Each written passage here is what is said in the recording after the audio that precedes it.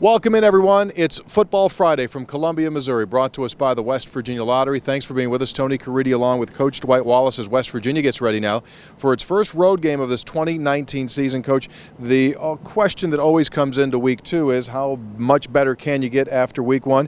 As a veteran coach, what's the answer to that one? Well, you sure hope you do, and I think pretty standard that you do improve a lot. That video that you get on that first game is so meaningful. These guys have been running those same plays in practice, but it's not the same with a coach standing right next to you. You get out on your own and you say, wow, did I do that? And so all of a sudden, not only do you see what's going on, but now you have a week of practice where suddenly you take a little different initiative, I think, to get those things better, and that's where you see the improvement, I think. Yeah, Neil Brown said he's been happy, content with the practice that the team had this week, thought the club was focused better. So now specifics, offensive line, how much better can the run game get? And it's not all on the O-line. Receivers, running backs are just much as responsible. How much better can they get?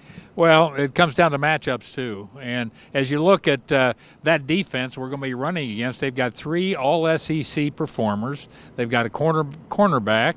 They've got a defensive lineman, and they got a linebacker by the name of Garrett that had 16 tackles last week. So I think that'll mean something. But I know they're going to want their group to improve. But also they've got a few new people in there too trying to fill some holes, so I'm anxious to see that matchup. I think we'll be better, and we've got to get the ball in those running backs' hands. We got to give them some cracks in there to run through, and if so, then we'll see some good positive points, I think, coming with this game. Sure. Kelly Bryant, the quarterback for Missouri, threw for over 400 yards last week. He can also hurt you with his legs. That's going to be a key in this game to avoid that big play. Well, they line up in that spread set, and there are just a lot of holes, it seems like. I mean, they're running at will. They're throwing that ball for over 400 yards, and they brag a lot about their offensive line. You know, they have tremendous statistics on some guy has been in there for 800 snaps and he allowed 8 pressures or something. I mean, it's impressive. Now, I don't know if they're all accurate, but it's pretty impressive. So if we can find a way to get pressure, that would just be tremendous. That would be, I think, a real good notch for us to get in going in this year with as we enter this season. But also you have to look, they've got some serious performers there offensively. Along with Bryant, there's a kid by the name of Nance that's a graduate transfer from Arkansas. Catches 2 touchdown passes. I mean, here's 2 guys who weren't even on the team last time. And then they've still got 2 offensive linemen. They're all SEC.